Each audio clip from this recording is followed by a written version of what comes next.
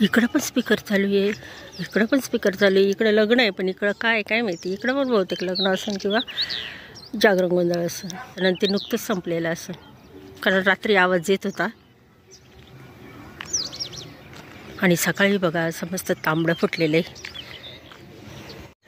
Wow, काय मस्त वगळे उडतंय. पाणी नव्हतं भरलं, पण लाईट आता गेली. मी तेच म्हटलं, कारण 6 वाजताच. अच्छा, याचं फिल्टरचं. चला, मी घरात आली आणि मग सूर्य उगवला. मला वाटलं मस्त उगवण, रस्त्याने छान दिसन, अंगावर कवळी ऊन घेईन. पण कसलं काय, आता सारं घरात कामातच वेळ जाणार. झोपेतून उठल्या उठल्या मी हा व्यायाम करत असते स्ट्रेचिंगचा. आणि त्यानंतर मग यूट्यूबमध्ये पाहून जे काही आहे त्यांची चॅनल, त्यांचे पाहून मी जवळजवळ अर्धा 1 तास करत असते आणि मग फिरायला जात असते. पण आज आज थोडासा उशीर झाला होता, म्हणून डायरेक्ट मग मी यूट्यूबमधले जे व्हिडिओ होते, जे चॅनल्स होते एक्सरसाइज संदर्भात, तर तो व्यायाम केला आणि त्यानंतर फिरून आल्यानंतर मग मी हा व्यायाम करायला लागले. तर हे अगदी सोपं असतं आणि स्ट्रेचिंगचं काम करत असतं. जे आपले स्नायू आखडलेले असतात ते अगदी सकाळी करायचे असतात. मग मानेचे झाले, पाठीचे झाले, हाताचे झाले, पायाचे झाले. अगदी ह्या पद्धतीने केलं ना तर आपले जे आखडलेले स्नायू जे असतात ते मोकळे व्हायला सुरुवात होते. आणि मग ते जरा थोडंसं काय होतं, शरीरात हलकं वाटायला लागतं. नाही तर अगदी जड असं शरीर वाटतं ते. तर सुरुवातीपासून मी ह्यापासूनच सुरुवात केलेली होती आणि त्यामुळे मला बरंचसं मानेतही फरक चांगला जाणवतो आहे. आणि बाकीच्या म्हणजे जे कंबर दुखायची त्याच्यामध्ये ते पण त्यामध्ये सुद्धा चांगला फरक जाणवतो आहे.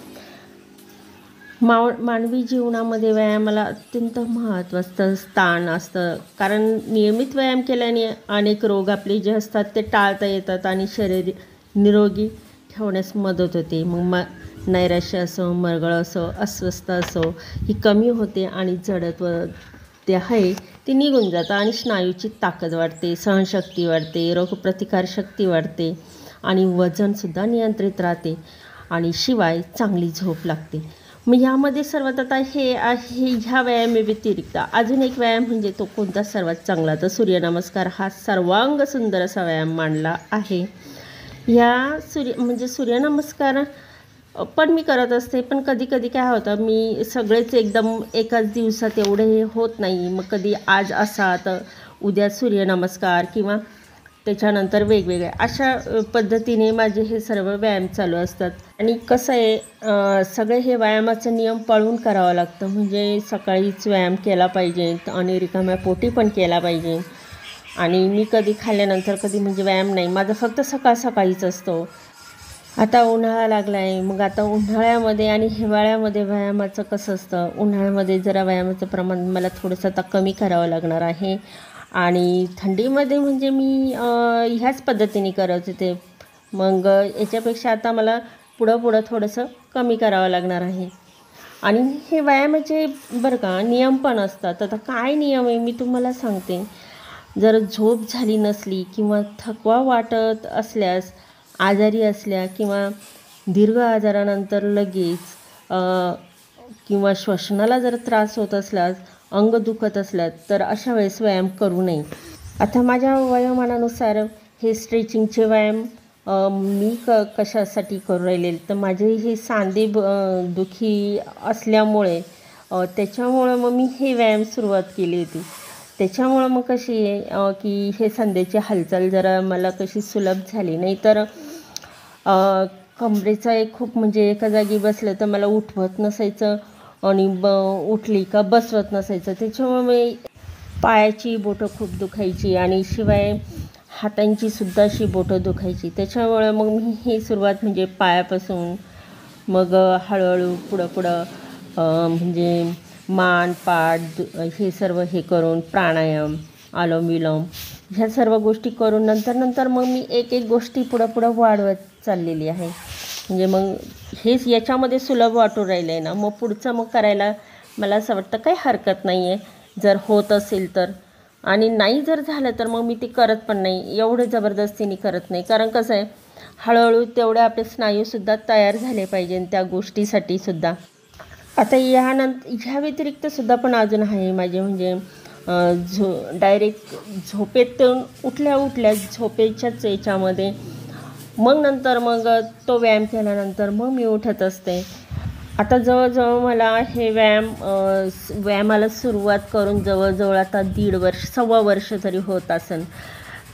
मी म्हणजे मागच्या वर्षी मी व्यायामाला सुरुवात केली होती. हे माझे ज्या वेळेस कमरेपासून तर पूर्ण पायाचं पूर्ण दुखणं होतं माझं तेव्हा, आणि मानेचं सुद्धा, आणि ह्या इकडचं म्हणजे खांद्याचं सुद्धा दुखणं खूप वाढलेलं होतं. मग त्यानंतर मी सुरुवातीला पूर्ण हे व्यायाम केले आणि नंतर मग मी म्हटलं की ठीक आहे, यांनी बराचसा खूप काही हे नाही, फरक नाही वाटत मला, तर दवाखाना पण गरजेचा आहे म्हटलं. मग दवाखान्यातसुद्धा गेले आणि मग दवाखान्यामध्ये कसं मग जीवनसत्व वगैरे काही ज्या गोळ्या वगैरे आहे ते पण डॉक्टरांनी बरेचसे म्हणजे देत आहे, आणि मी म्हणजे ते पण चालू आहे, आणि इकडं माझं व्यायामाचं आहे हे पण चालू आहे. जवळजवळ 1.25 वर्षापासून माझं हे स्ट्रेचिंगचेच व्यायाम चालू आहेत. आता ह्यानंतर मला हळूहळू वाढवायचे ते ॲरोबिक पद्धतीने, म्हणजे संपूर्ण शरीराची हालचाल, याला कार्डिओसुद्धा व्यायामाचा प्रकार म्हटलं जातं. तर याचे फायदे पण भरपूर असतात म्हणून. आणि कसं आहे, पहिल्यांदी हे जे माझं मानेचे पाठीचे हे सगळं माझं दुखणं जवळजवळ बरंचसं म्हणजे कमी, म्हणजे जर नाहीसंच व्हायला पाहिजे, पण अजून आता किती दिवस लागतात काय माहिती याला. तर मला तर असं वाटतं की मी आता त्याची पण सुरुवात करून टाकणार आहे, ॲरोबिकचे व्यायाम प्रकार. व्यायामाचे खरंच अनेक प्रकार आहेत, जसं की ॲरोबिक आहे, स्ट्रेंथ ट्रेनिंग, लवचिकता, संतुलन, आसनाचे पण व्यायाम आहे, प्राणायाम पण आहे, इत्यादी एवढे व्यायामाचे प्रकार आहेत. आणि नियमित व्यायामामुळे कसं शरीर तंदुरुस्त राहतं आणि शारीरिक आणि मानसिक आरोग्यसुद्धा सुधारलं जातं. आता ॲरोबिक व्यायाम प्रकार म्हणजे नेमका काय गोष्टी येतात त्याच्यामध्ये. वेगानं चालणं येतं, शिवाय धावणं पण येतं, पोहणं येतं, सायकल चालवणं पण येतं, किंवा टेनिस खेळणं, दोरीवरच्या उड्या मारणं, हे सर्व ॲरोबिक व्यायाम प्रकारामध्ये. आता मला दोरीवरच्या उड्याचं आहे ना, खरं म्हणजे करायचं होतं सुरुवात, पण आता त्याच्यासाठी ती जी काय म्हणतात ना दोरी लागते ती माझ्याकडं सध्या नाही आहे. मग आता हे सुतळीने घेऊन म्हटलं बघावं, म्हटलं जमतं आहे का काय, पण काही ते जमलं नाही, त्याला ती दोरीच लागते. आणि खरंच तसं मला दोरीवरच्यासुद्धा उड्या मारायच्या आहेत. आणि आता दुसरा म्हणजे व्यायाम कोणता, स्ट्रेंथ ट्रेनिंग, म्हणजे स्नायूची ताकद वाढवणारे व्यायाम. आणि तिसरा लवचिकता व्यायाम, लवचिकता वाढवणारे व्यायाम. आणि बाकीचे व्यायाम आहे संतुलन व्यायाम, म्हणजे संतुलन वाढवणारे व्यायाम. मग आसनाचे पण प्रकार आहे, मग योगामधील काही आसन आहे, प्राणायाममध्ये श्वासाचे काही व्यायाम आहेत. तर असे भरपूर व्यायाम प्रकार आहेत. आता हे जर आपल्याला माहिती पडलं व्यायामाचं, समजा ॲरोबिक व्यायाम म्हटल्यानंतर आपण गुगलवरही सर्च केलं किंवा यूट्यूबलाही सर्च केलं तर त्या संदर्भात भरपूर एक्सरसाइज आपल्याला पाहायला भेटतात. मग स्ट्रेंथ ट्रेनिंग कोणकोणते त्याच्यातले सुद्धा असे व्यायाम आपल्याला पाहायला म्हणजे सापडू शकतात. आणि आपल्याला जे सुटेबल होईल सुरुवातीला, आपण त्या पद्धतीने आपण करायला सुरुवात केली तर काय हरकत नाही. पण ह्यामध्ये पण कसं आहे की ह्या गोष्टी मी बोलू राहिले हे सर्वसामान्य लोकांसाठी आहे.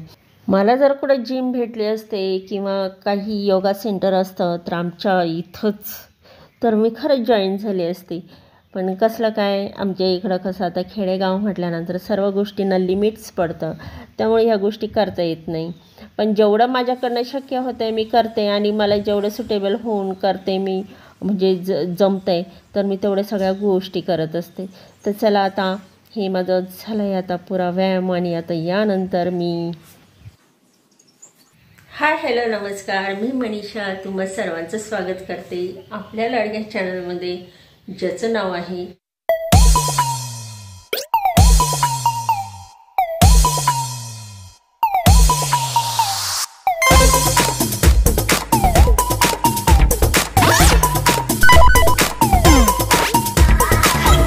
आता झालं. व्यायाम वगैरे झालं, सर्व आवरलं, बाहेरचं पण झाडलं, ते राहिलं होतं ते पण झाडून घेतलं आणि आता आली आहे किचनमध्ये. आणि किचनमध्ये मला आता ही भाजी करायची शिमला मिरचीची आणि त्याच्यानंतर बाकीचे पण कामं करायची. आता शिमला मिरचीची भाजीची रेसिपी मला असं वाटतं मी सांगितलेली आहे. फक्त भरलेली शिमला मिरचीची राहिलेली. पण आता म्हटलं की ना मला आहे ना भाकरीसोबत बरं ही शिमला मिरची थोडीशी अशी पातळ वगैरे करू आणि खाऊ. तर ही भाजी कशी मी तोंडी तुम्हाला म्हणजे फक्त साहित्य दाखवणार आहे आणि तुमच्या लक्षात येईलच ते, कारण आपण बनवलेलीच होती, एवढी काही ती अवघड पण नाही आहे. ही 5 शिमला मिरची मी अशी उभ्याने कापून घेतलेली आहे. आणि याच्यासाठी काय काय साहित्य आहे तर हे तुम्हाला दाखवून देते म्हणजे लक्षात येईल. हे लसूण आहे, ही कोथिंबीर, हे आहे टोमॅटो चिरून घेतलेला आहे, हे 2 कांदे चिरून घेतलेले आहे आणि ही आहे शेंगदाण्याचा कूट. फोडणी देण्यासाठी आपण जिरे मोहरी वापरणार, मी फोडणी देण्यासाठी जिरे मोहरी वापरणार आहे. आणि मसाल्यामध्ये काय आहे तर हळद, लाल तिखट, धना पावडर आणि हे जे आहे मीठ आणि अर्थात हे सर्व करण्यासाठी तेल लागणार आहे. तर ह्यामध्ये मी ही भाजी बनवणार आहे शिमला मिरचीची. भाजी टाकली पण आणि नेमकी माझ्या लक्षात आलं की आपण ते ज्या वेळेस मी टाकायला गेली त्यावेळेस बघितलं ते ओवा होता, जिरं नव्हता. मग नंतर जिरे काढले मी, तर असं घाईघाईत होऊन गेलं. ते दाखवताना मी जिरं म्हणून ओवाच दाखवला, तर तिथं मोहरी आणि जिरं घ्यायचं आहे. चला आता इकडं माझी सर्व भाजी झाली टाकून. तर हे आपल्याला कूट घ्यायचा ठरला तर घ्यायचं, म्हणजे आवडत असेल तर कूट टाकायचा. आणि मी खूप नाही टाकलेला, अगदी थोडासा 1 चमचा टाकला. मी दाखवला पण त्याच्यापेक्षा कमी टाकलेला आहे, मी 1 चमचा टाकलेला आहे. आणि अर्थात भाजी शिजण्यासाठी तर आपल्याला पाणी टाकावंच लागणार आहे, म्हणून मी आता पाणी टाकून आता ही भाजी शिजून घेणार आहे आणि होऊन जाईल. आता मला थोडीशी पातळ म्हणजे खूप कोरडी नाही बनवणार, तर अशीच बनवणार आहे. तर चला, मी मागच्या वेळेस तुम्हाला ही भाजी टाकताना यामध्ये मूग डाळीचा सुद्धा मी समावेश केला होता, पण ह्या वेळेस मी मूग डाळ टाकलेली नाही आहे. तर अशीच भाजी मी बनवलेली आहे. कांदे चिरले आणि नेमकी मला मस्तपैकी अशी कोंब फुटलेले सापडले, तर म्हटलं चला आता यांना लावून यावा, हे ना तिच्या आंब्याच्या झाडाखाली लावून येऊ. आणि हे बघा आता ही भाजी झालेली. आता ही भाजी शिजल, याच्यावर झाकण ठेवते मी आणि चला आता आपण हे लावून येऊ. तर ही मी कापलेली होती बघा आणि पुन्हा ही चांगली फुटलेली आहे. तर ही बरीच कापून टाकली होती बघा, ही तर कापलेली आणि ही फुटलेली. आता याचं ही एवढ्या याच्यात काही भाजी होणार आहे का नाही, पण पोहे ज्यावेळेस बनवतो ना त्याच्यावर वरती सजावट करण्यासाठी छान आहे. आणि त्याच्यानंतर ही पहा, ही लावली होती मी 2-3. आता इथंच मी देते ही लावून.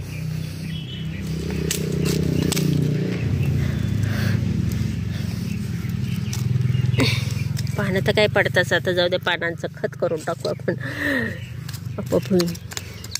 लई झाली तर काढून घेते.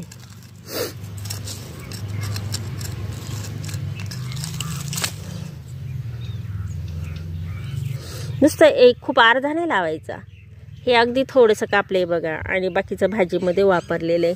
आणि असं लावलं तरी येतंय ते.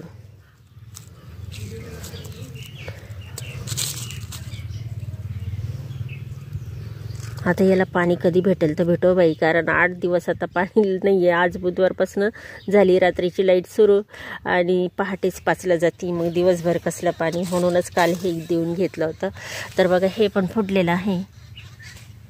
तर छान आहे हे, फक्त याच्यासाठी आपण सजावट करण्यासाठी, नाही तर मग बोंबल्याची भाजी केली तर त्याच्यामध्ये कांद्याची पात टाकून आपण करू शकतो. पण आता ही मी कापली होती, काय माहिती ते फुटतं का नाही, काही एकदाच भाजी होती हे बी कळत नाही. तर बघा ते प्रयोग हे कापलं होतं मग हे आणि हे फार गेलं ते कामातनं, मग काय माहिती परतेचं निघूनच आलं. हे काय सडलं, ते खालचे सगळं सडलं. हे असं आम्ही नाही कधी करत ना, मी कधी म्हणजे असं करत नाही. कधी वावरातून आणली ना कांद्याची पात, हे म्हणजे आपण कांदे लावतो ना त्यावेळेसच आम्ही वावरातून घेऊन येत होतो. हे मी आत्ता अशी करू राहिलेली आहे. तर म्हटलं चला आपले पोहे सजावटीसाठी होऊन जाईल. आणि बघितलं तर ते सडलं आहे. म्हणजे जास्त पाणी झाल्यामुळं झालं की काय, किंवा मी ते कापलं त्याच्यामुळंच झालं की काय, काय माहिती. मी कापलं होतं हे सर्व असा वरचा भाग. चला अशी बनवली आहे मी शिमला मिरची, आणि अशी बनल्यानंतर अशी दिसते. तर चला आता जेवायला घेते मी. आणि त्याच्यानंतर बरंच काम आहे म्हणा. मला तिकडचं साफ करायचं आहे, बाहेरचं तिकडचं बाजू करायची आहे. इकडचं तर झालेलं आहे कालच. मग आता चला आता घेते जेवण करून. आज आहे माझा असा जेवणाचा बेत. तर शिमला मिरची, भाकरी, हा उपमा राहिला होता थोडासा तो एक, आणि इकडं अंड्याची पोळी.